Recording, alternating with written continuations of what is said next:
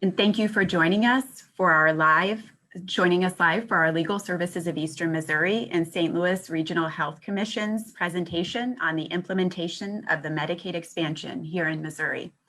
My name is Amanda Schneider, and I'm currently the managing attorney of Legal Services of Eastern Missouri's Health Justice Initiative and Education Justice Program. Note, in order to accommodate our interpreter for the deaf, we are presenting in a different format today. Today, I'm joined by our panelists, Joel Ferber and Dr. Heidi Miller. Joel Ferber is our Director of Advocacy at Legal Services of Eastern Missouri, and Dr. Heidi Miller is the Medical Director of the St. Louis Regional Health Commission and Doctor of Internal Medicine at Family Care Health Centers.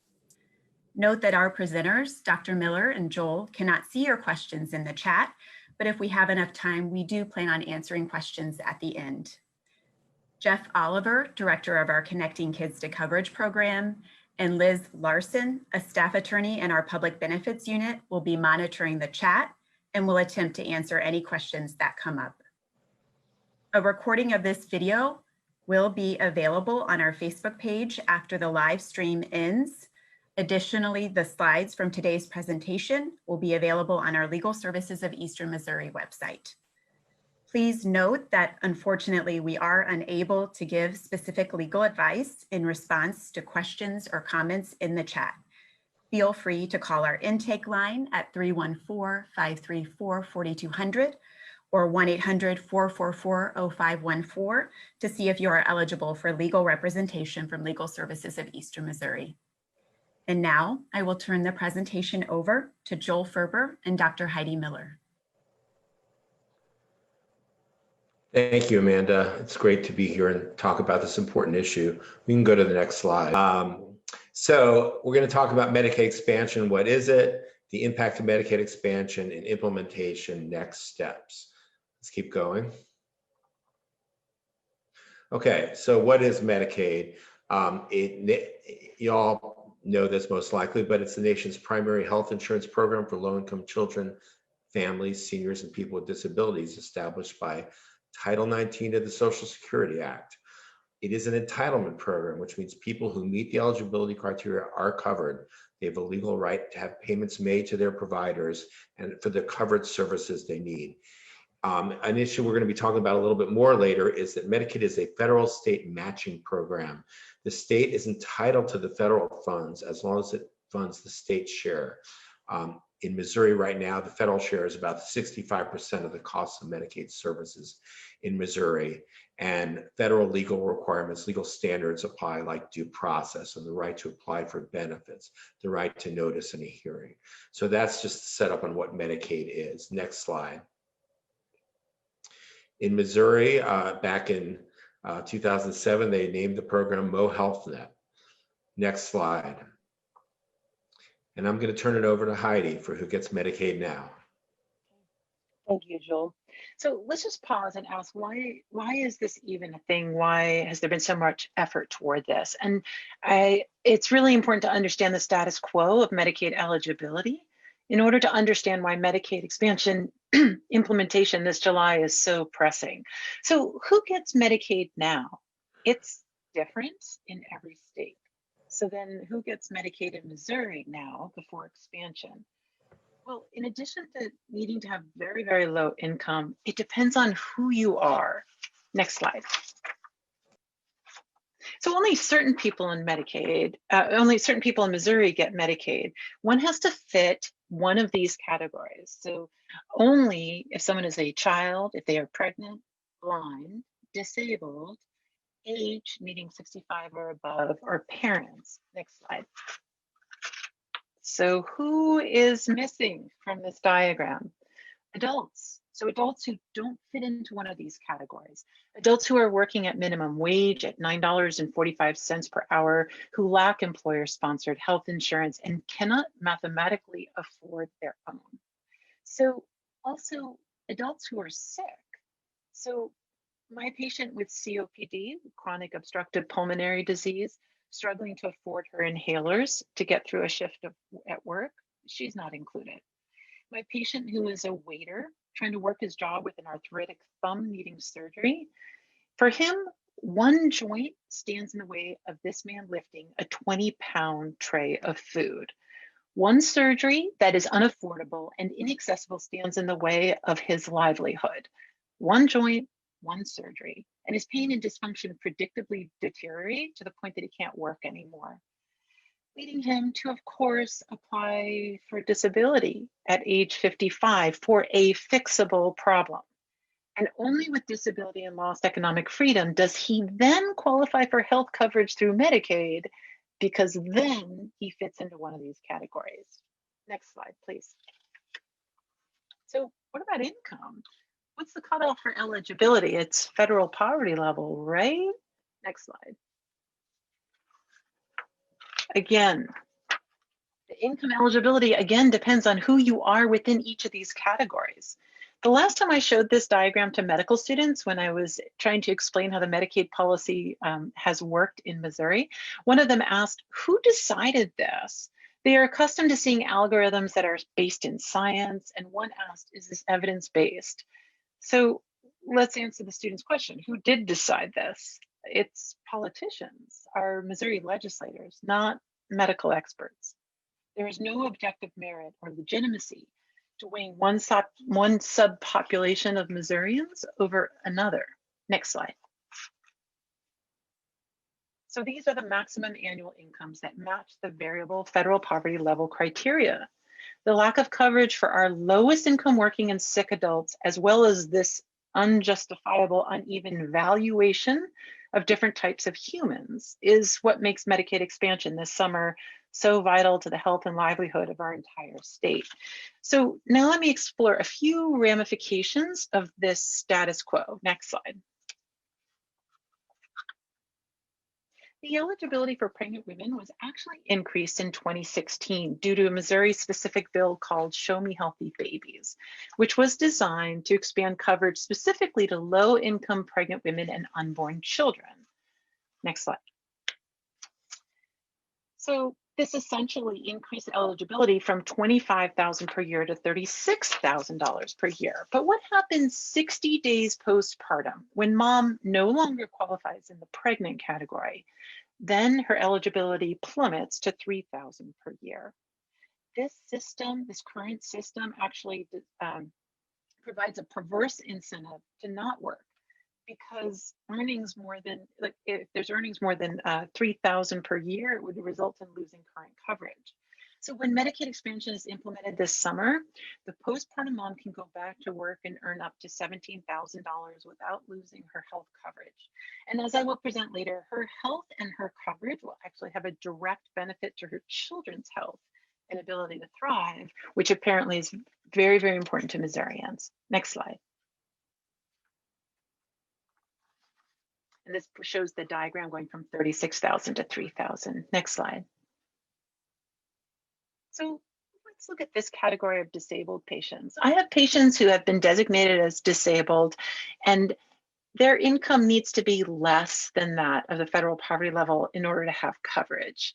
I didn't understand this until I banged into walls of trying to take care of my patients where they couldn't afford the recommended treatment because they didn't have insurance. So without understanding the pre-expansion criteria, many are mistaken and thought, well, you know, I mean, if you get sick, you must get Medicaid, right? False. Just being sick doesn't grant Medicaid. Having congestive heart failure or sarcoidosis or diabetes does not open access to Medicaid. It is only after waiting for the most extreme manifestations of those diseases to develop can one start the long, onerous process of seeking federal disability status. So one of my first patients that I had 17 years ago when I started my practice here in Missouri worked in a smoky diner for decades, pouring coffee and serving patrons until she developed lung cancer at 49.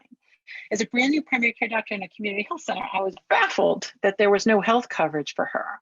Indeed, I learned that in this state, it is only after the disease has ravaged her health to the point of disability that she may then qualify.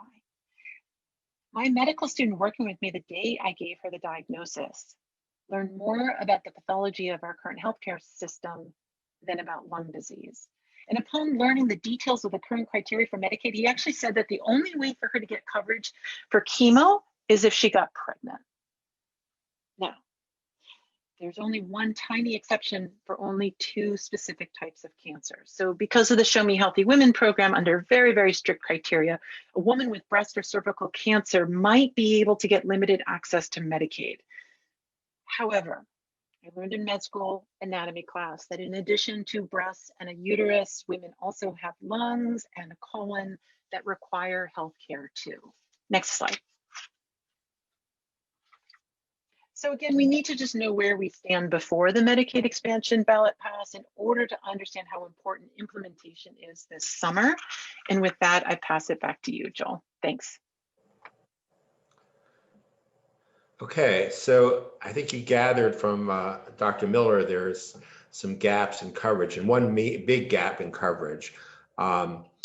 Dr. Miller didn't get a chance to talk about the marketplace and the tax subsidies or credits that people get for coverage in the marketplace.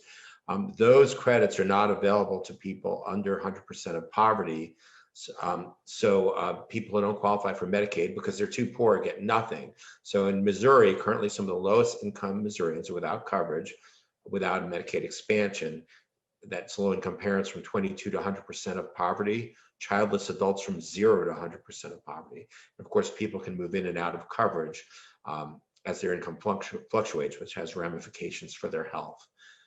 Next slide. So this slide may be a little hard for y'all to read, but you'll be able to get the PowerPoint. This just attempts to put out a kind of in a diagram form or a more visual format what Dr. Miller and I just talked about, that there are these different categories, different groups of folks who get coverage at different income levels. And then, of course, it brings into play the marketplace, which we're not really covering here today, but it shows this big coverage gap, which only has limited exemptions in Missouri. Something called the Gateway to Better Health program and the Uninsured Women's Health Services program are 2 examples of programs that cover people in the gap. But for most people, there is a coverage gap. For most adults, there's a coverage gap if you're not disabled. Next slide. So what's Medicaid expansion, which is why you're all here? Well, it basically provides that public health insurance coverage to fill the gap. Adults age 19 or older and under age 65 without income, with income below 138% of federal poverty level will qualify for the Medicaid expansion. This excludes people who receive coverage under mandatory eligibility groups now and excludes people who are covered by Medicare, but there's no asset test and you get a flavor of some of the income levels. So a single childless adult with income just under 18,000 a year will qualify. A family of 3 with income just under 30 would qualify for Medicaid under the expansion. And this was an option, this was actually a mandatory provision of the Affordable Care Act that became an option for states after a Supreme Court decision. Next slide. So Missouri passed Amendment 2, and we're going to get to this. We're going to come back to this, but basically the constitutional amendment Missourians passed provides for Medicaid expansion. And there are some details here that we'll cover. But the bottom line is the state, through ballot initiative, passed Medicaid expansion. And now we're going to have this option in Missouri. We will be coming back to this. Next slide. The impact of Medicaid expansion. Next slide. So we're going to be talking about what we just mentioned, filling the coverage gap, the health impact, the economic impact, and the impact on people with disabilities. Next slide. So this slide just shows that Medicaid expansion fills the coverage gap. That's the blue, the nice blue color on this little graph here shows that Medicaid expansion will fill in that coverage gap. Next slide. And who will be affected? According to the most common estimate being used in Missouri, 231,000 adults would become eligible for coverage. 8 in 10 are in families with at least 1 worker. 3 in 4 currently live below the poverty line. And there's expected to be a welcome mat effect, which has occurred in other states where children who are already eligible now gain coverage, or gain access to the program alongside their parents when they enroll. And it was estimated that over 40,000 children will gain coverage as well. Next slide. So I'm going to turn it back over to Dr. Miller to talk about the health benefits of Medicaid expansion. Dr. Miller, folks are having a little trouble hearing you. If you can try to speak closer to the microphone. Thank you. I'm going to speak about the health benefits of Medicaid expansion in 4 points. Health benefits demonstrated already in other expansion states. Healthy children need healthy parents. The third point is on the patient-centered health home program. And the fourth is the impact that Medicaid expansion has on mortality. Next slide, please. Fortunately, because Missouri was the 38th state to expand Medicaid, we've had plenty of recorded data to review on the previous 37 states who already did so. So this slide from the Kaiser Family Foundation summarizes the findings of 404 studies over 6 years of Medicaid expansion. Details are included here, but I wanted to highlight the green lines, which indicate studies that found a positive effect on the outcomes, including access to care, coverage for care, affordability of care, healthcare provider capacity, health as reported by individuals, and documented positive health outcomes that were tracked. Next slide.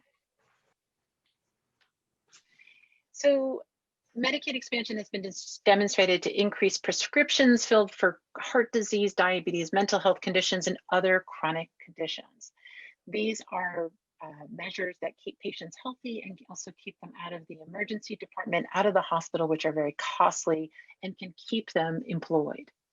It's also associated with an increased share of low-income adults getting regular checkups and preventive care.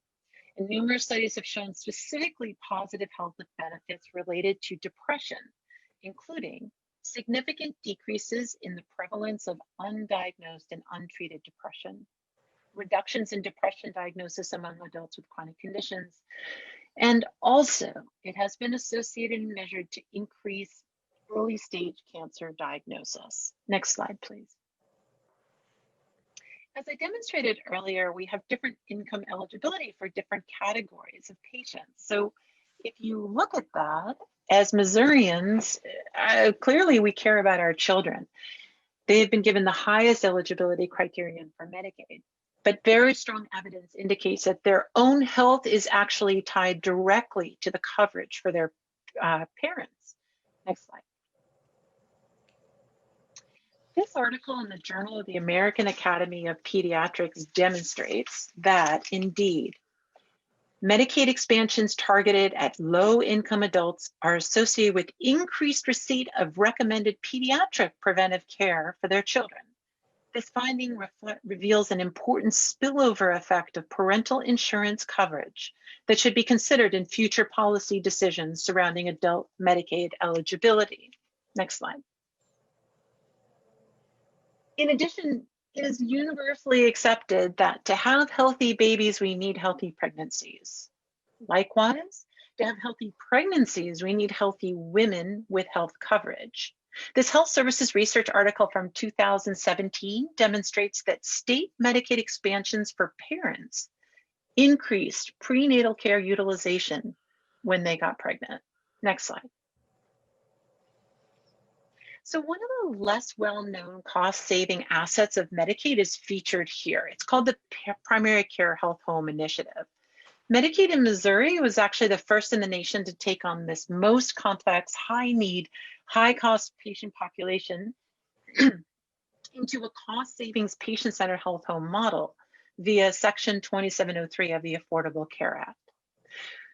So far, there are 37,000 enrollees, all of which have severe chronic illnesses. This program is in existence over 172 diverse sites across Missouri, and it has been well tracked to demonstrate improved health outcomes for diabetes, blood pressure, cholesterol, and asthma.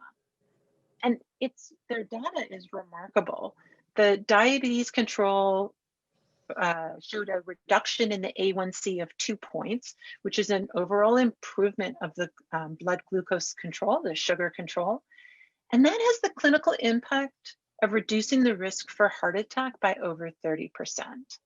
Likewise, for patients with hypertension, their average systolic blood pressure went down 20 points, which reduces stroke risk by 50%.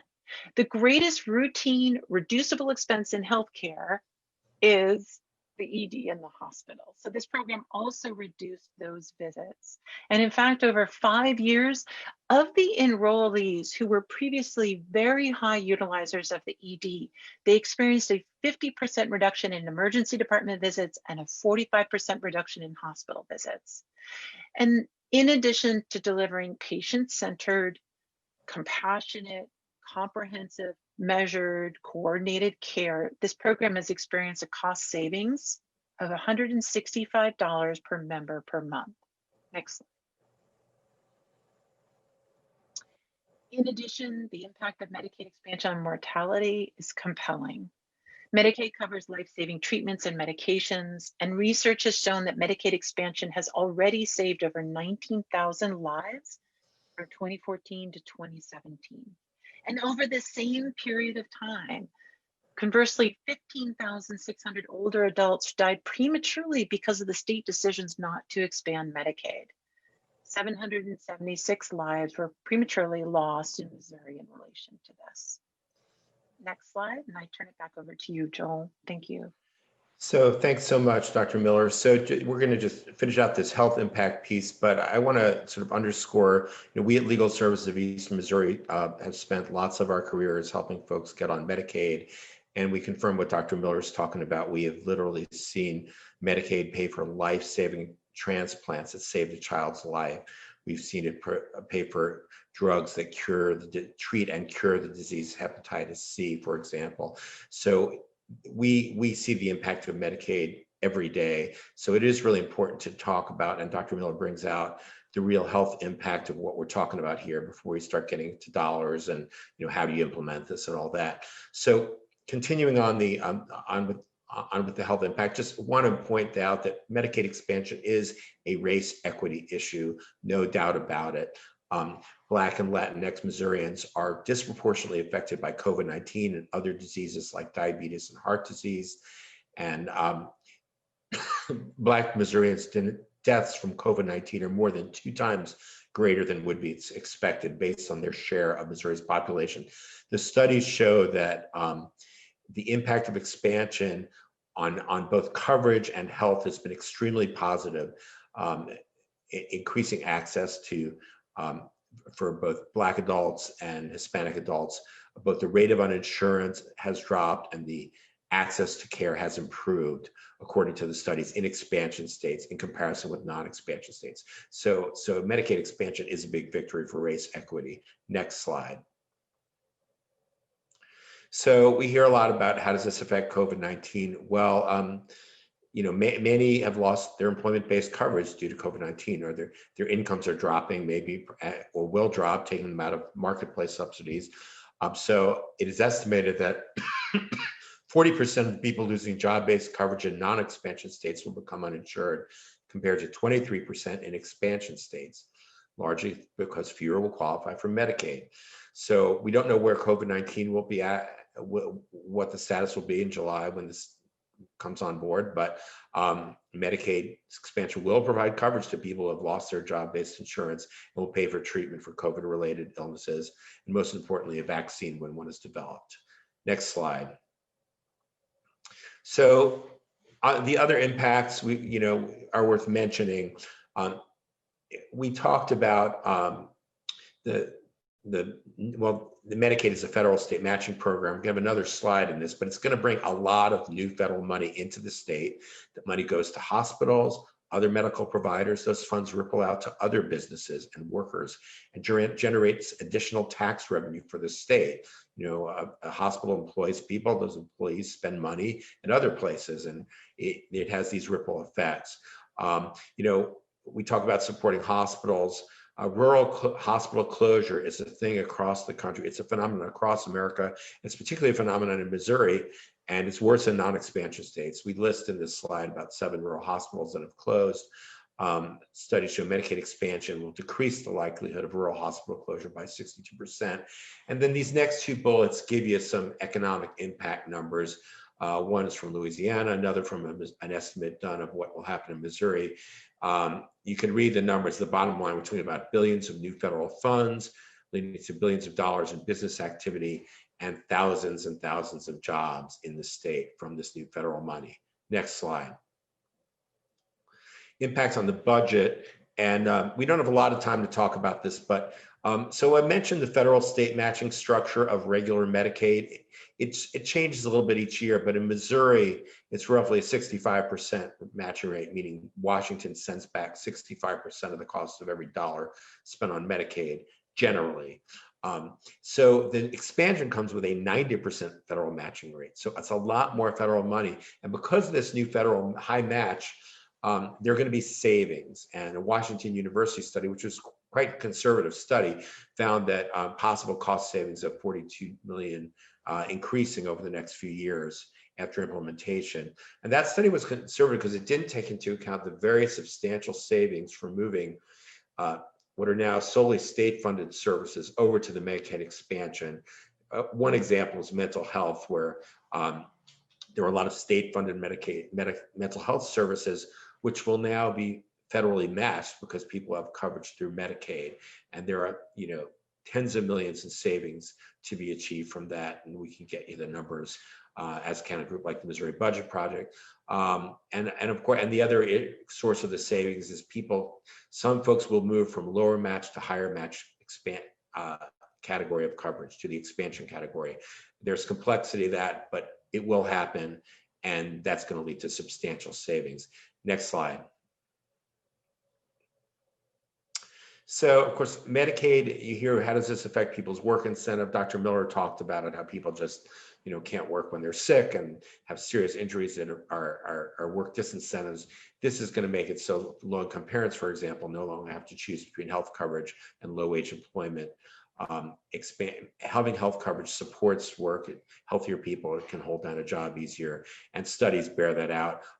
And we cite a couple of examples. Also want to point out that it's going to improve people's financial health in terms of medical debt and unpaid bills, and a Michigan study bears that out. I would also point out that at the end of the slide presentation, we have a number of references for all of these points we're making. Next slide. So we get questions. I've got a fair number of questions about how will Medicaid expansion affect people with disabilities. It really affects folks with disabilities in a variety of ways. There are studies showing that Medicaid expansion helps people enter the workforce, increase earnings while maintaining coverage, and that people with disabilities, in fact, have been able to work because of that coverage. Also, and this goes to Dr. Miller's point about her patients that have serious injuries or illnesses, but are not quite what we call permanent and totally disabled. People have chronic conditions will now be able to receive that health coverage before they reach the point of permanent and total disability. That is going to save the state money, and it's going to help those individuals from becoming sicker. It's going to save them because they're not going to run up these high medical bills that you have when you reach the point of disability that would qualify you for Social Security, for example. Also, real basic thing, Medicaid expansion, the category has a higher income limit than our current Medicaid program for people with disabilities, and no asset tests. That does mean that some people who are spend down now, not all of them by any means, but some of them would be able, for example, to move from spend down into the expansion group. Not everyone who has a disability gets enrolled in Medicaid. Some do never get past the paperwork burdens and administrative barriers of proving their disability. We deal with this every day at Legal Services. So there are a number of ways that people with disabilities will benefit. And again, this does not apply to people who receive Medicare, which is why not everyone in spend down would move over to expansion, but the ones who, there's about, roughly about 3,000 non-dual eligibles at any one time in spend down who could move over, who would benefit from the expansion based on the Washington University study. Next slide. And this slide just compares the income limits, shows a much higher income limit for Medicaid expansion compared to the current Medicaid for Aged, Blind, Disabled program. We're really talking about disabled or blind in this, disabled or aged in this slide. Missouri has slightly different rules for people who are blind, but you see like about a little under 11,000 right now. That would go up to almost 18,000 for a single person. Next slide. All right, implementation, next steps. This is maybe the more fun part, and hopefully we'll get through it all. I know we had a delay earlier. Next slide. Okay, so what has to happen now? Well, Our governor, who was reelected, said the people voted for it. We're going to put it in place. So that's what happens next. We put it in place. And there are state agencies already talking about this and government officials talking about how to implement it. That's what has to happen. So we're going to talk a little bit more about that. Next slide. Okay, so this is a state constitutional requirement. It is the law of the land in Missouri. It does not require new legislation. I know we've had many, many bills on expansion and transformation, reform, what have you, over the last, I don't know how many years, 6 years, what have you. It already is the law of the land based on this constitutional amendment. Next slide. Okay, so this is a constitutional requirement. And what is that? We had this slide earlier, but what does the constitutional requirement mean? So it requires all necessary state plan amendments to be submitted by March 1st of 2021. So the state of Missouri, whenever it makes a major changes to Medicaid program, to cut services, expand services, add new groups, subtract groups, it files a state plan amendment. That is not necessarily a complicated process. It's not the same as a Medicaid waiver, for example. So this is like, and we'll get into this more, but it's filing it, this law this constitutional provision requires our state agency to submit any necessary state plan amendments by March 1st of 2021, period. Okay, it requires the state to have the program up and running by July 1, 2021.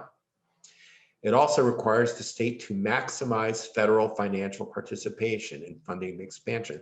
That means the state has to get that 90% match. So it can't like change the expansion and only get the regular match. And that's happened in some states, for example, like Wisconsin has already had a Medicaid expansion of some sort before the Affordable Care Act. And instead of implementing the Medicaid expansion all the way, it continued with its partial expansion and got a lower match. That's what this provision is designed to ensure, that we don't just, we're going to cover half the people and we'll take less federal money, which, you know, wouldn't make a lot of sense. So that's what that means. Get the most federal financial participation you can, which is going to be the greatest benefit to our budget and our economy. So the next key bullet, the constitutional requirement prohibits the state from subjecting people in the expansion category to eligibility or enrollment restrictions that are more burdensome or restrictive than for other Medicaid categories. This is really designed to prevent things like work requirements and other high premiums and other additional conditions of eligibility on the expansion group that make it harder for people to maintain coverage. You know, Arkansas had a work requirement in place for a while, and it created a lot of administrative burdens and just caused people to get cut off, not because they got jobs, just because they couldn't do the reporting, the paperwork. So the idea here is, you know, you're probably not going to impose a work requirement for people in nursing homes, for example. So you can't say, oh, but these people, we're going to impose it on this group. So that's what that's about, making sure that it's not more restrictive in terms of eligibility rules than the other programs. Next slide. Okay, and this gets a little wonky, and you know, we're all into this on different levels, but does Medicaid expansion require that the program be transformed or reformed? No. Medicaid expansion is about providing health insurance coverage to people who are uninsured or underinsured. It's not about transforming the program or changing it or doing the latest bells and whistles. Make sure people have a health insurance card like I have, so they can go to the doctor and pay for their medicines. Now, the state could try to do other things, and there are, you know, methods of transformation that could be helpful, some that would be burdensome. It could still do those things, but it has nothing to do with Medicaid expansion. And there has certainly been money in the budget and various reports that talk about transformation and reform. So I wanted to make that point, that this is really a separate issue and doesn't need to be bound up with that. It's a separate decision, a separate item to be implemented. Next slide. Okay, implement the expansion. I mentioned the state plan amendment idea. I just want to reiterate, states file state plan amendments all the time. When Missouri cut Medicaid in 2005, it implemented all the cuts, did the regulations, did everything else before the state plan amendments are approved. It's often very pro forma. There are 3 state plan amendments that must be filed for to adopt the expansion. The simplest one, expanding coverage, it's just checking a box. There's no complication to that. It's very simple. The second one, the state has to describe the procedures for determining the appropriate federal match rate for expansion enrollees. So the idea is that, the state doesn't try to game the system and get 90% match for someone who's really in a non-expansion group. That's what that's about. Pretty straightforward. And then the third one could be complicated, but should be straightforward. The state needs to choose the benefits for the expansion category. Most states align the benefits package with the traditional Medicaid package. And it's my understanding that Todd Richardson, our Rural Health Net Division Director, announced at a public meeting today of the Medicaid Oversight Committee that Missouri would in fact apply the same benefits package across the board, which is, I'm simplifying here, but again, that is what most states do. That eliminates like 14 layers of complexity right there. So that's good. So obviously any change, there are systems changes to be made, there are glitches, but we do have some systems already in place. If this is much easier to do than what we did in 2014, where we had to replace or add to the entire famous system and create the meta system. The Medicaid expansion adults are what's called and it gets wonky, in the MAGI Medicaid eligibility group, which is the same as what we have right now for kids, families, parents, caretakers, pregnant women. So we set up this system in 2014, and we've had a lot of glitches with this meta system, but it's been running now for a few years. We have that system in place. We did not have it in 2014. So that should make it easier. Of course, we'll need to revise to add the adult category, but the system is in place. The state, of course, has to accept and process applications. It has to get these state plan amendments approvals. That's what SPA stands for, and begin providing coverage. Next slide. Okay, so as I said, there are decisions to make, but we need to know it can be done quickly and easy. And there were a lot of people talking about this when some folks were trying to get states to implement their expansions more quickly in light of COVID. That's not really what we're talking about here today, but Louisiana decided to implement and took the federal government 3 weeks to approve the state plan amendments, the ones we just talked about. In Alaska, the governor signed an executive order expanding Medicaid on July 16th, 2015, and it was implemented by September 1 of that same year. It's much easier if you avoid waivers, keep the state plan amendments simple, don't request things that you don't have to do. So it can be pretty quick and straightforward. And we do have at least one resource in our references that you can read more about this, and we can get you more information if you like. Next slide. Okay, so obviously enrollment is a big deal. I'm not saying it's the only issue, but how do we get people to enroll? There are a multitude of strategies. There are a couple that could really get huge swaths of people in right away and that have been tried in other states, and at least one respect in Missouri before. So one of the things states can do is automatically enrolling people from family planning or limited Section 1115 waiver projects or demonstration projects. And Louisiana did this in 2016 and automatically enrolled 197,000 people. In Missouri, we have this uninsured women's health program that I mentioned earlier, and then the Gateway to Better Health program provides limited coverage. It was really intended to be a bridge to expansion anyway in the St. Louis area. So the state can move folks fairly easily from those programs to the expansion group. Another strategy employed in other states that are listed here is enrolling people based on their enrollment in other federal programs. Looking at the SNAP data, SNAP is called food stamps in Missouri still, but to determine if folks already on public benefits programs are eligible for Medicaid. And the third one, which I think is really the easiest quick way to get a lot of people, is enrolling parents based on their children's Medicaid eligibility. Obviously doesn't get you the childless adults, but Missouri did this before. We had a Medicaid expansion for parents and caretakers in Missouri in the late 1990s under a waiver, and Missouri sent a letter, a very crude letter. It wasn't written at low literacy, but it was a letter that went to folks and said, hey, your kids are getting Medicaid. Would you like it yourself? You qualify.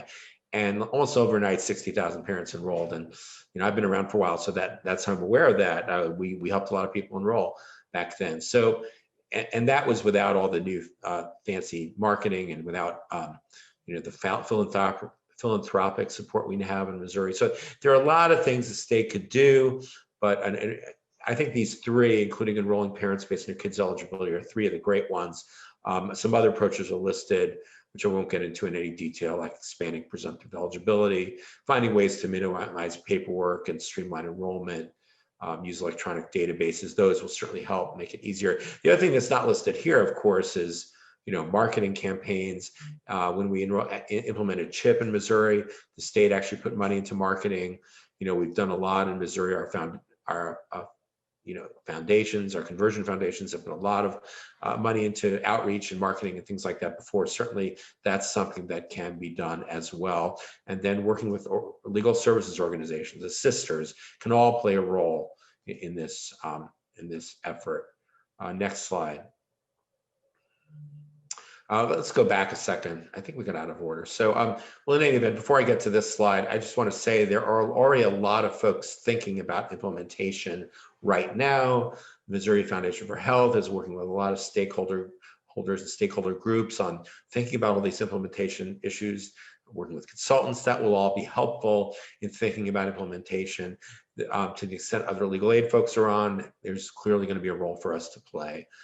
This slide is about, well, what about the Supreme Court? That's one of the questions we get. And there is a case that was argued the other day, November 10th, Texas versus United States, where a certain state attorneys general challenged the individual mandate of the Affordable Care Act, and then also argued that the entire Affordable Care Act should be struck down because of the allegedly unconstitutional individual mandate, which actually isn't a mandate anymore because it's zero.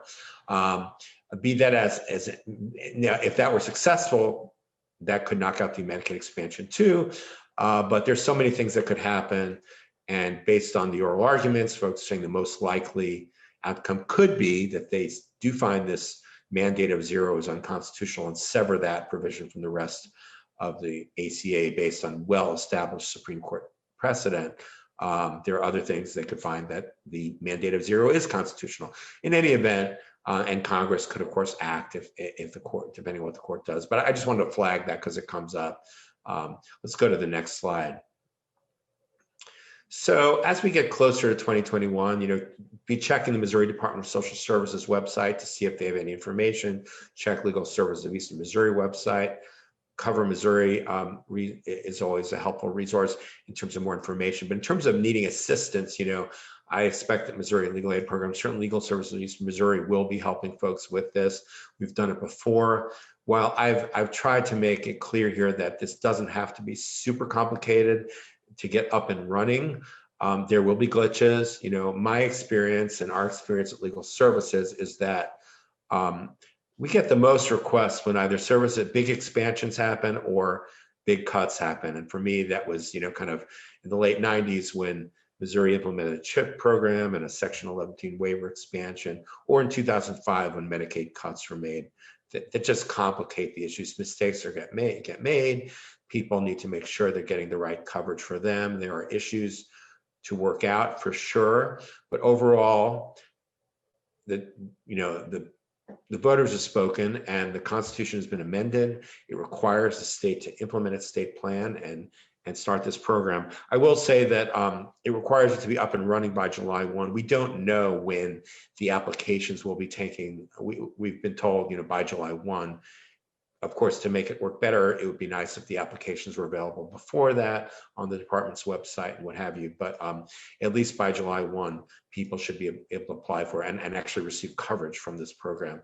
So I think that's the end of our formal presentation. Actually, I'm going to turn it back to Amanda because she has some things to say and we may have time for some questions. I don't know if we're going to go over because we lost some time. Oh, here are our additional resources for you to take a look at if you like.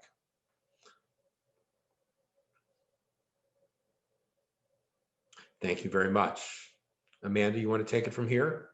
Sure. Thank you, Joel. And thank you, Dr. Miller. We do have some questions.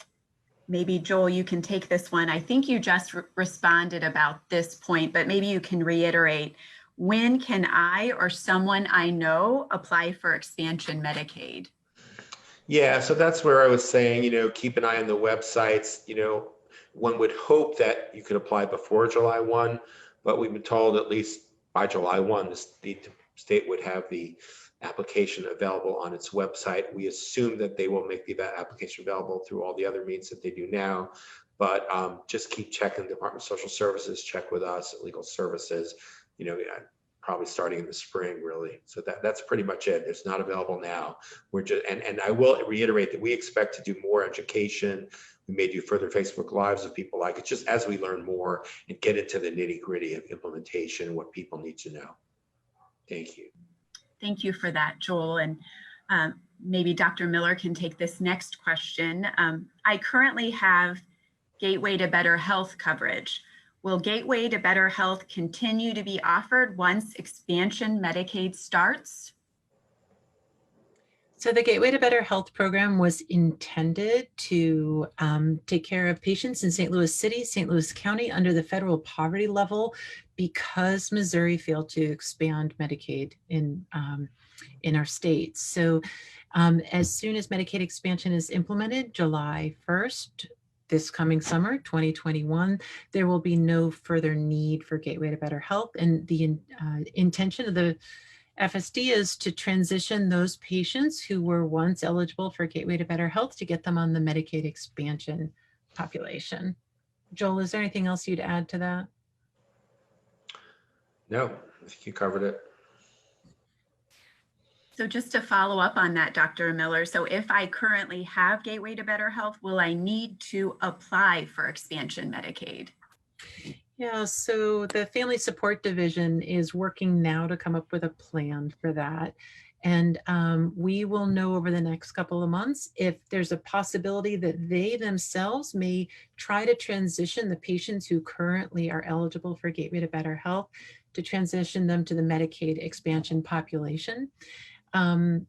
This is why it's incredibly important that for patients who may be eligible for Medicaid expansion, that you keep your address and contact information with the Family Support Division updated so that if you receive a letter to be transitioned into Medicaid, you'll know how to act upon that. Now, if you don't get a letter starting July 1st, you should be able to apply for Medicaid through the expansion implementation piece. Thank you, Dr. Miller. We do have a question. I think, Joel, will you take this question?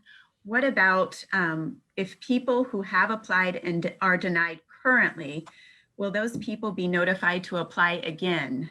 Or do they need to keep up with that and have them apply in the new application?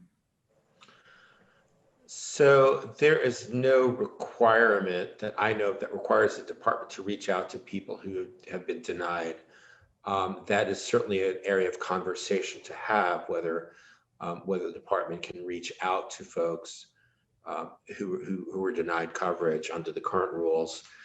Certainly going to have the information. So I think that would be something, perhaps an advocacy point or an area of discussion to have with the department. But if you're talking about people who are denied pre-expansion, there's no requirement for them to reach out and automatically put them on that I know of. Thank you, Joel.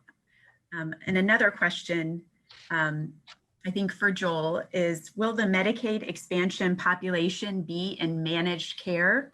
If so, what managed care plans? Well, we haven't heard any final word on that. So that's a decision for the state to make. There are provisions in the current managed care contracts to allow the state to add those populations, the expansion population, to the existing plans, which is what I think the state would like to do. But if there are glitches or issues with that, it is certainly possible the state could decide to keep folks in fee-for-service until the next rebidding of the managed care contract. So, I think we need to stay tuned for more from the state. I think the most likely thinking is that these folks would go into managed care. Now, that also means that certain folks have the ability to opt out if they have a disability, for example, which they do, just like under current rules. Thank you, Joel. And I think the next question could probably go to either of you. The question is, will women on the uninsured women's health services coverage be transitioned to the full expansion Medicaid, or will they need to apply on their own? So either of you can take that. Well, I could start. I mean, the state certainly, that was sort of what I was getting at in one of my slides and discussion about the slide, what some states did. The state has the ability to move those folks over and should, because, the folks that are, of course, under the expansion limits, they're only getting, uninsured women's health is essentially a family planning program. It's not a full coverage, health coverage program. So that is something that will be an implementation issue. Does the state do that or not? Or are people going to be, they should not be required to apply, in my view, under the law, because people are supposed to be able to, placed in the program that's best for them. So I would expect that the state would make some efforts to identify folks who it can move over and, however it does, contact those folks and figure out a way to get them over rather than just leaving to them all to apply. But I think that's a good example of one of the many sort of implementation issues to work out. Thank you, Joel. And the next question, I believe Dr. Miller can address, is how does having Medicaid affect one's incentive to get a job? Yeah, so, 2/3 of the Medicaid expansion population already work, or they have a first-degree relative who does work. It's really, really hard to work when you're sick. I can't tell you how many patients I have that are limping through their shifts. I have patients working in food service, in daycare, who don't feel good at work. So it's incredibly important for us to have a healthy workforce, and having insurance actually enables us to be healthy enough to incentivize us to work. And there was a study in Ohio for the Medicaid expansion population. 84% of the working enrollees reported that it was easier to work and that they missed fewer days of work. And as I identified, because we have this just illogical, inconsistent eligibility criteria, our current system actually incentivizes people to become disabled in order to get coverage, or disincentivizes them to work after they lose that postpartum coverage. Anything else you want to add to this, Joel? Yeah, I think, as I was saying earlier, this studies show that in expansion states, Medicaid expansion has helped folks become employed and stay employed. And, historically, I've been doing this for a while. When Congress passed welfare reform, it did something called delinking cash welfare from Medicaid, because they were two different things. And the work requirements applied to the cash assistance, what's called temporary assistance for needy families, but not Medicaid, because it was recognized that Medicaid is health coverage and people need health coverage to work. So it absolutely is an incentive to get people employed and stay employed. Thank you both. The next question that's come in is, does no additional burdens or restrictions mean expansion adults cannot be charged higher copays than other adults? Perhaps, Joel, you want to take that one? That's a tough question. I think that first of all, this is a state law provision. This is not a federal requirement. This is an issue we'd have to think about. I mean, as far as copays are not really thought of as an eligibility condition. Premiums could be. So I think that if the state tried to impose more restrictive premiums on the expansion group, I would personally, as a lawyer off the top of my head, without further study, would interpret that as an additional eligibility condition that was not permitted based on this state language that no one has interpreted, by the way. No court has ruled on the state constitutional language, but a copay on services would probably be treated differently because it's not an eligibility condition, if that makes sense. Yes. Thank you, Joel. The next question is, will Medicaid raise premiums for patients with other types of health insurance? I think either of you can take this, but Joel, did you want to start? Sure. Well, the thing about Medicaid expansion is it reduces the uncompensated care burden on healthcare providers, which are transferred over to private paying patients and employers. So if anything, Medicaid expansion will decrease the premiums that we're paying in Missouri. So, I mean, there's certainly been studies showing that the uncompensated care burden and the care for the uninsured causes higher premiums than there would be without those high rates of uninsured. So if anything, it will have, I mean, there hasn't been a specific study on how this will play out in Missouri, but if anything, it will have the effect of lowering premiums, certainly not raising them. There was also an article to augment what Joel had mentioned in Health Affairs that this other states, so that had expanded Medicaid, experienced a 7% reduction in the marketplace premiums. Good point. So, yeah, it's promising. Thank you both. I think we have time for at least one more question. The question on the table is, how is Missouri going to pay for the Medicaid expansion? Will this raise our taxes? Joel, do you want to take that one? I can start. I think we covered it in the presentation. Medicaid expansion is going to bring more federal dollars into our state. Which are going to cover services that are not funded by any federal fund, that are solely funded by the state now, or funded mostly by the state now. So it's going to bring in more federal money. That's going to offset any new costs, and it's going to also lead to, by the way, additional tax revenue. And that has been documented in the states that have implemented Medicaid expansion so far. It's been analyzed by Missouri's Office of Administration in previous years, our state budget director, that there will be savings in so many areas that will not cause have a negative. It will have a positive effect on our budget, and certainly won't lead to increased taxes. That's for sure. Heidi, did you want to add? Heidi, you're muted. Sorry about that. In the states that have already expanded Medicaid, they have seen financial net gains from that. And there's plenty of studies that have shown that. Thank you, Dr. Miller.